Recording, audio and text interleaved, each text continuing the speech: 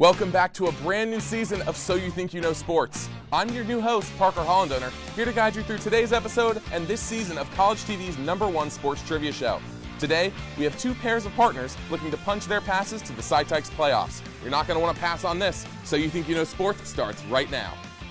Cam Kyle, I'm down here as always with Ithaca head coach Michael Terper. Coach, maybe not the first half that you expected, but a series of amazing defensive sequences. How are you feeling about that unit right now after the first half? Well, I think we just, we're feeling ourselves a little bit too much coming into this one. We took the bait right out of the gate, and they had a big run on us. We can't finish right now in the red zone on offense, so we got to turn that shit around, stuff around. A series of good plays on offense. We saw some more attempts to air it out, and the run game has been absolutely on fire. What do you want to see in the second half out of this Bombers team? I want to see a little bit more fight and a little bit more energy in it, and just a finish. Like, we got to get in the end zone. No field goals, end zone. I appreciate it, Coach. Thank you. Guys, back up to you.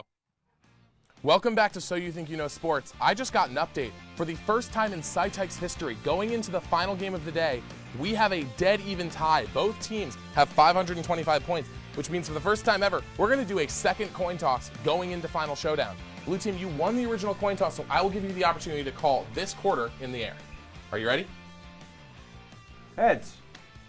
It is heads, so blue team, you will go first in our final game. Folks, you know it, you love it. That's right. It's time for Final Showdown. Huge. Here's what you need to know. Guys, we talked to Coach Michael Terper at the half, and he said that they will do whatever it takes to score in this second half. For most of this Ithaca Bombers team, that means running the ball effectively. And what do you need to do that? You need a great offensive line with great connections with the rest of your team. And this Ithaca Bombers team has an interesting way of making sure that those bonds are strong and that trust is high. They do a little bit of a skit every Thursday at their last practice before heading on the road. And this week it was very interesting. Kyle DeSantis up in the booth managed to catch a Mario Kart themed skit with Coconut Mall blasting, a couple of players playing bullet bills, one player playing a Goomba, everyone driving around in their little air carts. It's always great to see that energy can keep a team going, and you love to see that energy and that galvanized offensive line coming into the second half to get that run game going. Guys, back up to you. Man, Parker, I want to pick up my Nintendo right now. I was a big Yoshi guy when it came to the Mario Kart game. Kyle, that's a great pickup by you. Yeah, a great pickup, and Coconut Mall's one of those really all-time courses, especially on Mario Kart, especially the Wii version of Mario Kart. With the NHL season officially underway, it's time to claim a team that our debaters believe could make a title run this season. Guys, what team has looked the most promising after opening night? Luke, we'll start with you. Defending champs Vegas Golden Knights look great. All right, Parker, how about you? I got to go with the New Jersey Devils. Colin, how about you? For me, it's got to be the Boston Bruins. Obviously had a very disappointing end to their season last year, but in a game where they had to go up against Connor Bedard in his first start, all the lights were on him. The Blackhawks wanted to go out and have an insane performance in TD Garden. The Bruins shut it down and played amazing on the ice. Exactly what you want. Yeah, you want winning hockey. Let's look at the Vegas Golden Knights. They had 3 different goal scorers on opening night. They beat the Kraken 4-1. Chandler Stevenson looked great, 2 points. You two got really good picks. I really like it. But I'm going with the Devils because they have showed the most improvement going into opening night after the end of last season. Obviously, crushing end to last year. No one's going to deny that. Vegas Golden Knights, they're a good pick based on the fact that, yeah, they are coming off of a championship run. But what I'm seeing from the Bruins and the Golden Knights is that they both, I'm not seeing anything that is vastly improved from last year. Whereas the Jersey Golden Devils Knights didn't have to improve. But they showed that they are not only better after last year. Vitek Vanacek looks just as good. Jack Hughes still looks great. But now they've got rookies. Luke Hughes is showing great flashes on D. I see no reason that they aren't even better than they were at this time last year.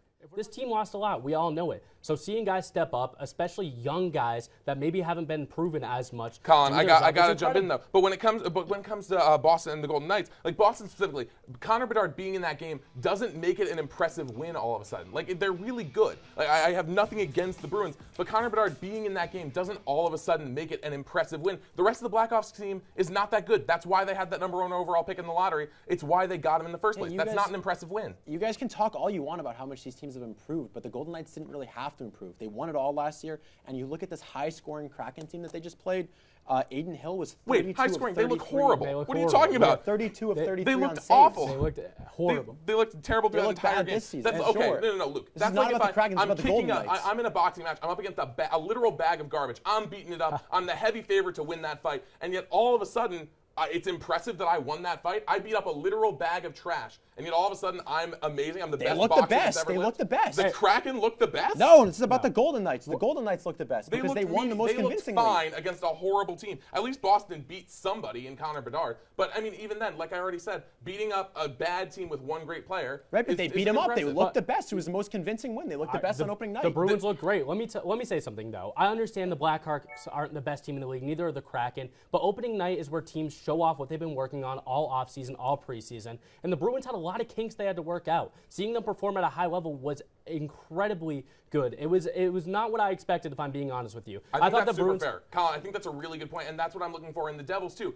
In that opening game, they weren't playing anyone crazy. It wasn't incredible. It was a 3-2 win. Nothing insane. But what I saw was the ability to fight down the stretch in close contests. They're able to keep it going, keep the offense, keep the defensive pressure going. That's why I love Vitek Vanacek. Actually, is a sneaky MVP candidate this year, for being totally honest. I think he's one of the best keepers in all of hockey. And then when it comes down to it, they were able to win a super, super close game down the stretch, which they were not able to do in the playoffs. Right. It was tight contests in the playoffs, and they weren't able to pull it out when it mattered. They showed that improvement. When you talk about complete hockey, the Vegas Golden Knights still look the best on opening night. They beat nobody. 3 different goals. It doesn't matter who they beat. They look the most convincing. Yeah, but all these guys won on opening night. 3 different goal scorers. Yeah, nobody was going to pick a team that lost. That is not something we have to worry about. We have to think of the team that looked. We're talking about most impressive on opening night. And You two beat up trash bags.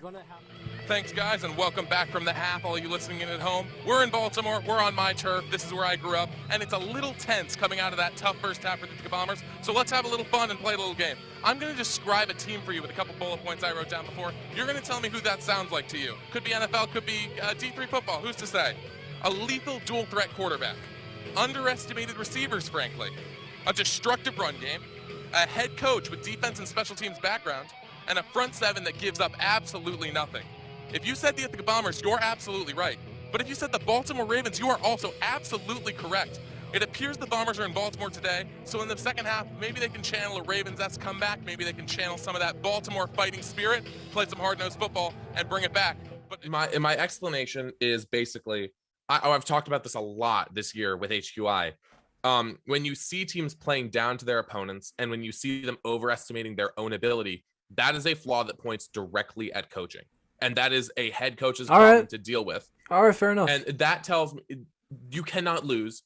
Every single team that has lost to the Lions this season has been overzealous. It has been a win that, relatively speaking, we did not see coming. Because the Lions they're no longer the worst team in football. It's now probably the Giants, but they are awful. They're probably the worst roster in football. They were abysmal, and now they have 3.5 wins on the year. And one of them is from the team that I thought was going to the Super Bowl. And the thing that we both said was the potential to hold them back with this explosive offense and a solid defense was Cliff Kingsbury. And I think he has proven that he is what is holding them back. Well, let me ask you one quick question that just came off the top of my mind, which I think you'll really like. So, hypothetical question here. If you were to put Cliff Kingsbury as Detroit's head coach and Dan Campbell as Arizona's head coach, Arizona wins the Super Bowl. Arizona wins that's what you're saying? I genuinely, I feel so strongly about this. I know I do. I know you do. That's why I asked you the question.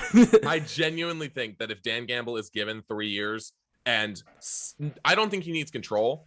I don't know how he would be as a GM. I don't know how he is as a scout. But I know as a coach, if you get that man some solid coordinators and you build let's say the roster that Stafford and Megatron had the year that they lost their playoff game.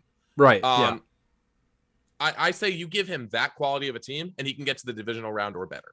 I think Dan Campbell, I think coaches that can inspire a team that much, because that is a bad team that does not know they are bad. They are playing like every single game is a playoff game for them. And I respect that so much. If you put Dan Campbell on the Cardinals right now, I think the Cardinals go to the Super Bowl. Well, guys, if anyone asks, all of that was on purpose. The play that you guys have been describing up top, it was an intended handoff for Jalen Hines. He got lost in the scrum. He dropped the ball. Wingfield quickly picked it up, ran to the left sideline where I am, the far sideline from you guys, and ended up picking up about 10. They didn't end up getting, right now they haven't ended up getting a score out of it, but it's 3rd and long. They have a shot at the end zone. Guys, I'll toss it back to you as play continues. Timeout call here for Union, trying to hold on to that clock, but what's shown in the game, throughout the defensive drive, Kyle, we saw Wingfield getting talked to by the players, under that 10 area, and it looks like Parker may have more. Guys, it is a somber scene down here. There's no other way to put it. The chance of do it for 6, the calls of do it for AJ are starting to come out. It is bad. There are guys in tears down here. It is a bad scene. We did, in fact, see them put an air cast on AJ Wingfield, and he has been moved to a stretcher. He will be taking an ambulance ride out of here. It is Colin Shum today, and it may be Colin Shum for the foreseeable future. We will not speculate on the nature of the injury, but every single player is coming to check in, make sure that their captain knows that he is loved. But this could be it for the season for AJ Wingfield. Guys, back up to you. Now that Russell Wilson is quarterback of the Broncos, and then now Aaron Rodgers is officially returning to Green Bay, who will have the better season next season? It really comes down to if Nathaniel Hackett can coach, honestly. Because I like Russell Wilson. I like that offensive roster. Their defense is solid. But the Packers, okay, that I got to ask another question back at you for that. Fine. Are we talking postseason success or regular season success? Whole season. The AFC is too much of a meat grinder. Rodgers stayed because he knows that he can almost clinch that number 1 seed. He can almost guarantee himself seeing the second round of the playoffs the way the NFC is right now. Yeah, I think Aaron Rodgers is guaranteed to have a better season next season.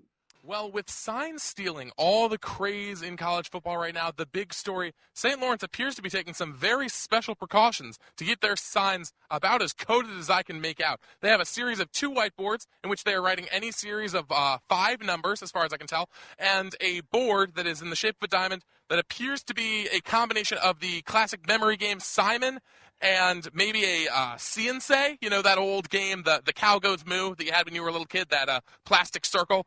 I'm deeply confused, but I do have one of their magic numbers. 14913 is throw an interception to Derek Sluka. 31724 is play action roll to the right and get dropped for no gain on the quarterback keeper. But 15666 is a quarterback keeper up the right side for 15 yards. So maybe keep running that one. Guys, back up to you.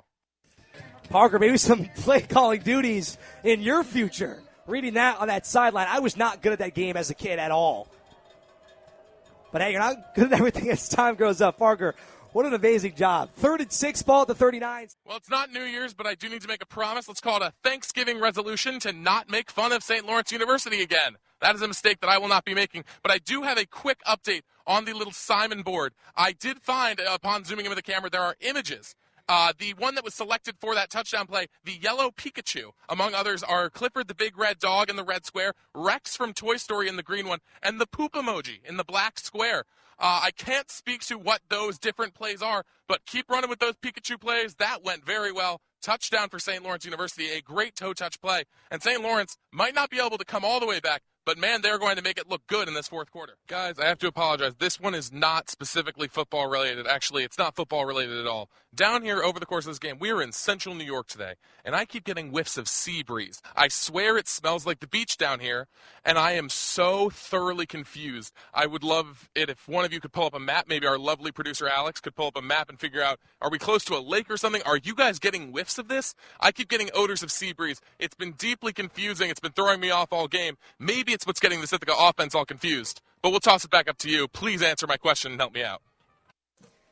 Parker, as you were saying that, I was taking some whiffs of the air. To be honest, I have no clue what you're talking about. Kyle, you're a weather guy. What do you got? I mean, it's something down on the sidelines, obviously. At least the weather as of now, both teams back onto the field just below, I should say, 70 degrees. Maybe it is that beach weather so far, and we are on top of the press box here at Unovich Stadium. But overall, I don't know what Parker's thinking down there on the field. I don't want to become known as the guy who gives goofy hits, and I was going to save this one for Cortica, but something has happened over the course of the season that can no longer go ignored. I've pointed out to Kyle and our field producer Alex a couple times that there have been interesting flying things at every single game we've seen so far this year. The first 3 road trips of the season at Endicott, Johns Hopkins, Albert, I saw monarch butterflies in the sky. At Rochester, I saw an airplane. Last week at Buffalo State, I saw an incredible 60 air yard pass from Colin Shum. And this week, I can't believe I'm saying this, I saw a pigeon trapped in Leckenby Stadium trying to escape. I don't know what to make of this. I don't know what the theme of the year is, that all these strange flying things are happening through the air. But you guys up in the booth, help me out here. To you. Yeah, Parker. Not sure I can help you out there. That's unbelievable on your part. Brunner will punch it away here. That's amazing. What has been the biggest impact of that D-line so far in this game? It's them. It's not a coach's program. It's a player's program. And they're doing a great job playing with great energy and taking what we worked on all week during practice and taking it to the game. We just got to stop them on 3rd and 4th down. Love to hear that, Coach. The last thing I'll say, what is the message going into that locker room? Finish. Thank you, Coach.